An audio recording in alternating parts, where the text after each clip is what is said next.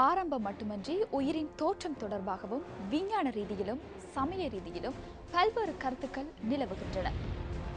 பௌத்த தர்மத்தில் உலக ஆரம்பம் குறித்து சிறந்த தெளிவுபடுத்தல் காணப்படுகின்றது. பௌத்த சமயத்தில் வரும் அக்கன்ய சூத்திரத்துக்கமைய உயிரினங்கள் ஆபசர என்று அழைக்கப்படும் லோகத்திலிருந்து புவிக்கு வந்ததாகவும் அப்போது பூமியில் நீர் பிரவாகமே இருந்ததாகவும் கூறப்படுகின்றது. முழு உலகமும் காரிருளில் மூழ்கியிருந்ததாகவும் நீரின் மட்டம் குறைந்ததன் பின்னர் நிலப்பரப்பு தோன்ற ஆரம்பித்ததாகவும் அதில் தெரிவிக்கப்பட்டுள்ளது. இந்த மாற்றத்தின் பின்னர் சூரியனும் சந்திரனும் பிரசன்னமானதாக அந்த சூத்திரத்தில் குறிப்பிடப்பட்டுள்ளது. நீண்ட காலமாக ஏற்பட்டு வரும் மாற்றத்தின் எதிரொலியாகவே உலகத்தின் தோற்றுவாய் அமைந்துள்ளது. தோற்றம், நிலைபெறுதல், சர்வ வியாபம் ஆகியவற்றை கொண்டதாக உலகம் தோன்றிய மற்றும் மாற்றமடையும் யுகங்கள் உள்ளன.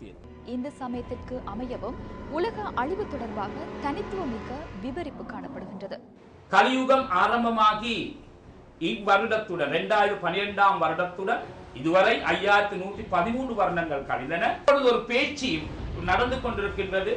2012 வருடத்தில் உலக அழிவு, லோகம் அழிவு இருக்கும் என்று கட்டாயமாக அப்படி ஏற்படுவோம் என்று இந்து மதத்தில் கூறப்படவில்லை.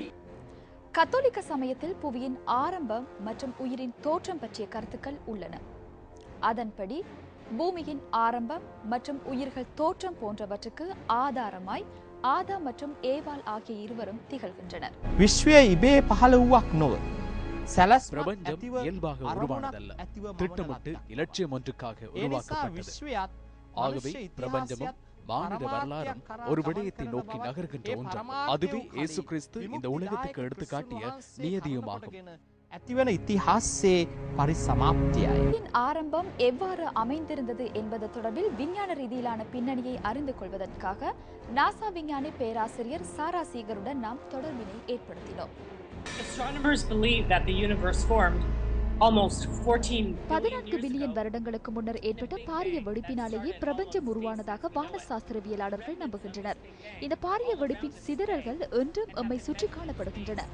சுமார் 5 டிரில்லியன் வருடங்களுக்கு முன்னர் சூரியன் உருவாகி இருக்கலாம் என நாம் நம்புகிறோம். அத்துடன் சூரியனை சுற்றும் துகள்கள் மூலம் எமது புவியும் ஏனைய கோள்களும் உருவாகின. இற்றைக்கு 4.6 பில்லியன் வருடங்களுக்கு முன்னர் தோற்றம் பெற்ற புவி இன்று வரை நிலைத்திருப்பதாக நாம் நம்புகிறோம். அத்துடன் இது போன்ற இன்னும் பல பில்லியன் கால எல்லை வரை புவி நிலைத்திருக்கும் என நாம் நம்புகிறோம்.